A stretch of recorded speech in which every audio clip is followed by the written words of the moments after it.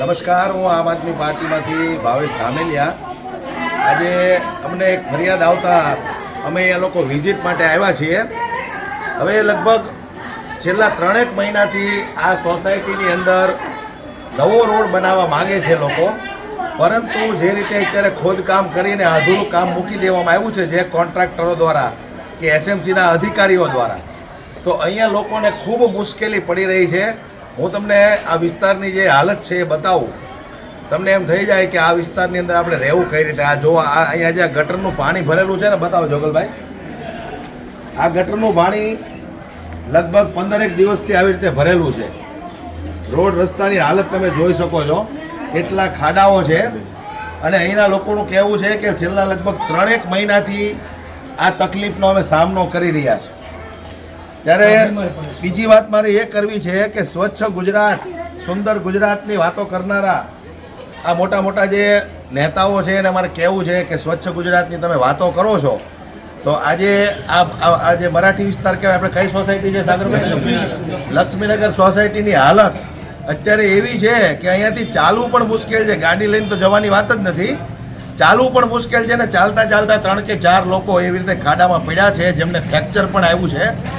અને અત્યારે એ લોકો બીમાર પણ છે. અત્યારે ગંદકીના કારણે મચ્છર એટલા થાય છે, બીમાર છે. આ લોકો એવું કહે છે, સોસાયટીના લોકો એવું કહે છે કે અમારું કોઈ સાંભળતું નથી, અમે કોને કહેવા જઈએ? તો જે તે કોન્ટ્રાક્ટરે આ કોન્ટ્રાક્ટ હાથમાં લીધો હોય, એસએમસીના જે કંઈ અધિકારીઓ હોય, એને અમે કહેવા માગીએ છીએ કે વહેલી તકે આ કામ પૂરું કરે અને અહીંના જે સોસાયટીના લોકો છે એને સારો રોડ મળે. અને કંઈક ને કંઈક એવું લાગે છે કે ચૂંટણી હવે લગભગ 1.5-2 મહિનામાં આવવાની છે, એટલે ચૂંટણી સમયે આ લોકો રોડ બનાવી નાખે તો અહીંના લોકો પાછા એવું વિચાર છે કે ચાલો સરસ મજાનો રોડ બની ગયો, હવે આપણે કમળનું બટન દબાવી દો. કદાચ એવી પણ આ લોકોની મનસા હોય. અહીંના લોકો જે પરેશાન છે, આ લોકો જો જોવો તમે, આજે આ લોકોની કોઈ ફરિયાદ સાંભળવાવાળું નથી. અને આ માજી છે, 2 દિવસ પહેલાં આ ખાડામાં પડ્યા છે, એમને ફ્રેક્ચર આવ્યું છે. અહીંયા મોટા મોટા ખાડાઓ છે. અધિકારીઓને કોઈ જાતની ચિંતા નથી. અધિકારીઓને ખાલી તમારા વોટની ચિંતા છે કે ભાઈ અમને વોટ મળવો જોઈએ. આ માસીનું ઘર છે, ગંદા પાણીના કારણે, ગટરવાળા પાણીના કારણે મચ્છર થાય છે, એના કારણે માસી બીમાર પડ્યા ને બાટલા ચડાવવા પડે છે. આ સામે નાનું બાળક રહ્યું, એમના બા ફાઇલ લઈને ઊભા છે. બાળક થોડા દિવસ પહેલાં બીમાર હતું. સામેનું ઘર છે, 3 ઘર મૂકીને એમને અત્યારે હાલમાં દવા ચાલુ છે. રોજની 1000 રૂપિયાની દવા કરવી પડે છે.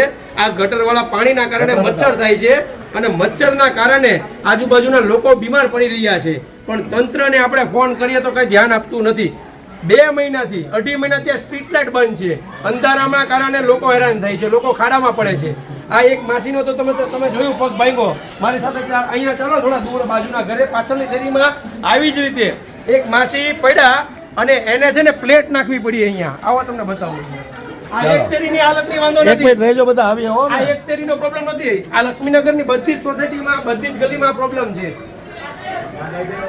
આ લોકોને જ્યારે વોટ જોતા હોય ત્યારે અહીંયા બેફામ વસ્તુઓ વેચે છે અને એ લોકોના વોટ ખરીદે છે. અને અત્યારે રોડ રસ્તાની એવી હાલત છે કે લોકોને રજળતા મૂકી દીધા છે. લગભગ 3 મહિનાથી અડધું કામ કરીને છોડી દીધું છે. આ બીજી સોસાયટી હું તમને બતાવું. આ સોસાયટીની અંદર પણ એવી હાલત છે. આવો.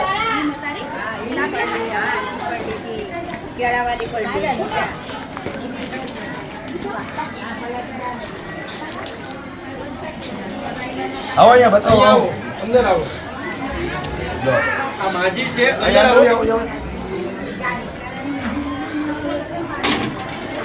આ માજીની પીડા સાંભળો. 65 વર્ષ 70 વર્ષના માજી છે, એમને અહીંયા ખાડાના કારણે પડ્યા ને, આ એમને પ્લેટ નાખવી પડી. આ ઉંમરે માજીનું ઓપરેશન કરવું પડ્યું. આ તંત્રના કારણે, બેદરકાર તંત્રના કારણે. 80,000નો માજીને ખર્ચો આવ્યો. હવે ઘર જોઈ લો તમે, આ માસીને 80,000નો ખર્ચો આવ્યો. હું એવું કહું છું કે ખર્ચો ચાલો એક સામાન્ય વસ્તુ છે, ચાલો સાઈડ પર મૂકો કે એમાં કંઈક બીજું પણ થઈ શકે, પણ આ ઉંમરે માજીને પ્લેટ નાખી એ સારું ક્યારે થશે? એને દુખાવો થાય છે, પીડા થાય છે. આ માજીની પીડા સાંભળવા વાળો કોઈ તંત્રમાં કોઈ અધિકારી નથી, કોન્ટ્રાક્ટર એવો નથી કે માજીની પરિસ્થિતિ સાંભળે, સોસાયટીના રહીશોની પરિસ્થિતિ સાંભળે. આખી સોસાયટીમાં લક્ષ્મીનગરની 7 ગલીઓ છે, 7 ગલીઓમાં આવી રીતે રોડનું કામ 2 મહિનાથી અધૂરું મૂકી દીધું છે. અને સોસાયટીના તમામ લોકો આ ખાડામાં પડે છે. આ 2 માજીનો તો તમને બતાવ્યું, હજી આગળ બીજા 3 માજી અલગ અલગ છે. સોસાયટીમાં 8 થી 10 લોકો પડ્યા છે આ ખાડાના કારણે. કારણ કે સ્ટ્રીટ લાઇટ બંધ હોય, અંધારામાં કોઈને દેખાય નહીં, રોડનું કાંઈ લેવલ ન હોય. આ એમની ફાઇલ, આ જોઈ લો તમે, જંગલેશ્વરની અંદર 1500 મકાન પાડવા હોય. બોલશે શું થયું તું બેન અહીંયા? માસી ક્યાંથી પડ્યા? કાકાને પૂછો, કાકા કહે છે. કાકા બોલો તમે, આ કઈ રીતે? અહીંયા ખાડામાં પડી ગયા. કેટલા દિવસ થયા કાકા? 3 દિવસ થયા. આજે આ તમે પરિવારની હાલત જોવો તમે, 1 લાખ રૂપિયા જેટલો ખર્ચો સામાન્ય પરિવારની અંદર નહીં પણ સારા મિડલ ક્લાસના પરિવારમાં પણ લાખ રૂપિયાનો ખર્ચો આવે ને તો માણસ ધ્રુજી જાય. આ તંત્રને કોઈ જાતની ચિંતા નથી અને 2-3 મહિનાથી આ કામ અધૂરું છોડી દીધું છે. જંગલેશ્વરની અંદર 1500 મકાન પાડવાતા તો 2 દિવસની અંદર મેગા ડિમોલેશન કરીને ઇતિહાસ રચી દીધો ગુજરાત સરકારે.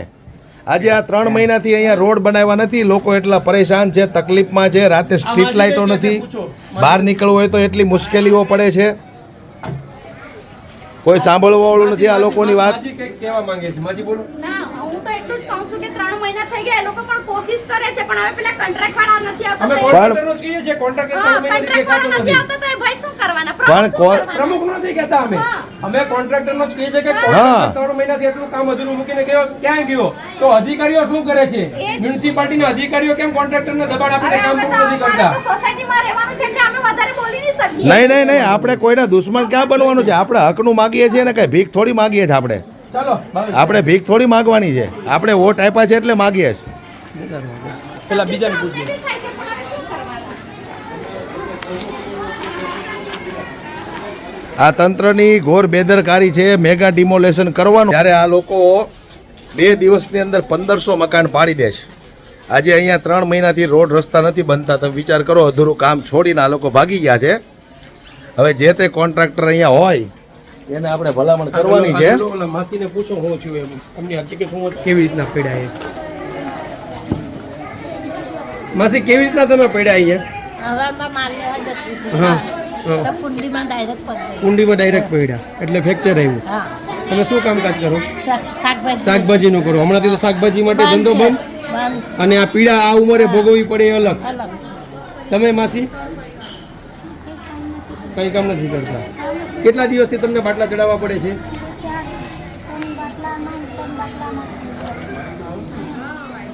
કઈ નહીં, અમે આ તમે પરિસ્થિતિ જુઓ. આ નેતાના ઘરની પાસે કોઈ આવી ખુલ્લી ગટર તમને ક્યારેય જોવા મળે? અહીંના ધારાસભ્ય હોય કે કોઈ પણ હોય, નેતાના ઘર પાસે આવી ખુલ્લી ગટર તમને જોવા મળે?